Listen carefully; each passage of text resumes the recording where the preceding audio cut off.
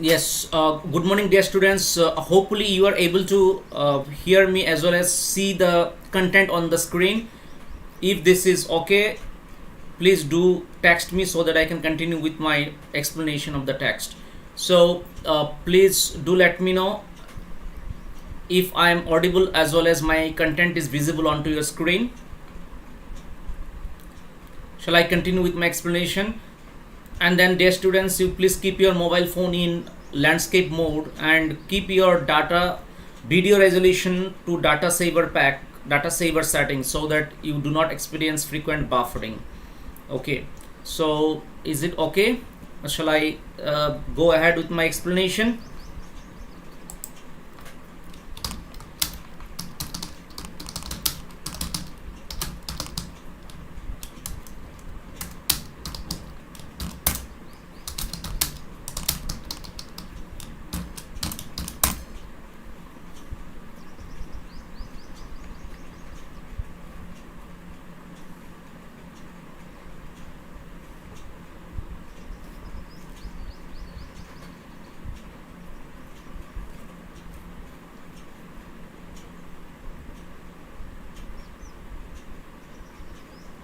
Good morning, Sahiba, Nidhi, Shuraj, all of you. Good morning. Thank you so much. Thank you. It means I can start now. Okay. So thank you so much for your confirmation. Thank you so much for your confirmation.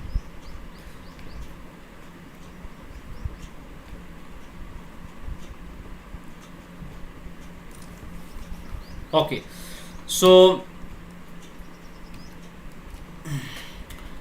you see here, open-handed map awarding the world its world, and yet for these children, these windows, not this map, their world, where all the futures painted with a fog. What does it mean? Open-handed map. So as I told you yesterday in my explanation that on the SAR cream-colored classroom, there were lot of donations, right, hanging onto the wall. One of the donations is the map. It is the political map of the world, right? So the poet now talks about that political map that has been given as a donation by one of the philanthropists. Okay, it is one of the few stuff that has been given by the philanthropists. Okay, so as I told you, Tyrolese Valley pictures are there, Shakespeare's hat is there, then different pictures of landscapes were there. Along with those pictures, there is a picture in the classroom wall that is political map. So I'm talking about that political map. Okay, the writer talks about this political map here, open-handed map awarding the world its world. Awarding the world its world means the world map depicting beautiful countries of the world, right? Awarding the world its world means the political map, the world political map is showing the location of respective places as they are located. Okay, locating the exact or displaying the exact location of various countries as they are geographically located, right? But the poet has a concern here. The poet is a question. Poet says that what is the relevance of this world political map for the children? What is the relevance for this world political map for the children? There is no relevance. Why there is no relevance? Because the slum children won't be able to go to those countries which are mentioned in the map anytime in their life. Therefore, this particular political map is of no relevance to the children, slum children in the classroom. That is why the poet says that the open-ended map, the world political map, which is hanging on the wall of the classroom, is awarding the world its world, and yet for these children, these windows, not this map, their world. For these slum children, the look outside the window, the view outside the window is their map, because this is where they can be for the rest of their life. They cannot come out of that particular place. They cannot come out of the slums. Therefore, the view out of the window, the view of out of the window is the actual political map for the children, and not the world political map that is hung on the wall of the classroom, right? So this is what the poet says. And yet for these children, these windows, not this map, their world where all their futures painted with a fog. Where means in the slum. Okay, in the slum where all their future is painted with a fog. Painted with a fog means their future is as indistinct, as blurred, as hazy like fog. As the fog in winter blurs our vision, as the fog in winter makes everything blurred for us, likewise the future of the slum children is very, very blurred. Why? Because they have no certainty of future, because they are awfully poor, they are they are the victims of malnutrition. Government is not paying attention to their welfare. Therefore the poet says that this political map which is there in the classroom is, and which is awarding the world its world, means which is showing the location of various countries of the world as they are exactly geographically located.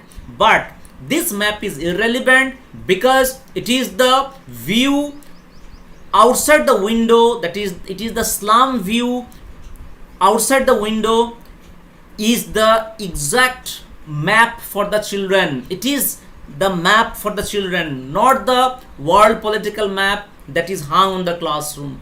Why is the slum view considered to be the map for the children? Because the children have to be confined inside this slum only. They are not allowed to go outside, explore the world outside. That is why that political map which is hanging on the wall of the classroom is absolutely irrelevant for the children, right? It is absolutely irrelevant for the children. What is relevant is the slum view which is visible from the window of the classroom. That is their political map, and not the world political map that is given or that is hung on the wall of the classroom. So hopefully, dear students, you have understood this stanza well. Now, before I go on to the next stanza, let me paraphrase these 4 lines for you.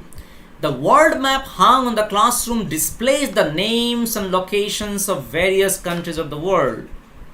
The world map hung on the classroom displays the names and locations of various countries of the world. Awarding the world its world means the world map depicting various countries of the world. But these countries are outside the reach of the slum children, and hence the world map has no importance for the children. The world map has no importance for the children. Why? Because they do not have access to reach those countries. That is why this political map is very much irrelevant for the slum children. The life existing outside the window of the classroom is their actual world, and not this map in the classroom. The life that is outside the window of the classroom, the slum where they are living, is their actual world, and not this political map that is mentioned on the wall, or that is hung on the wall of the classroom. Unfortunately, their world is painted with fog, the fog of hopelessness and hunger. Their future is grim and uncertain. Okay, their future is grim and uncertain. The future of the slum children is very much hopeless and uncertain. It's very grim and uncertain. Why? Because the future of the slum children has been compared with a fog. as the fog blurs our vision during winter, the same way the future for the slum children is blurred. They have uncertainty for their future. That is why the poet says that the future of the slum children is painted with a fog. Now let me move on to the next two lines, very important. That is the part 3 of stanza 2. A narrow street sealed in with a lead sky, far far from rivers, caves and stars of wars. Okay, here the poet says that lead sky means here their future is compared to a narrow street having dull sky above. A narrow street sealed in with a lead sky. Their street is very narrow.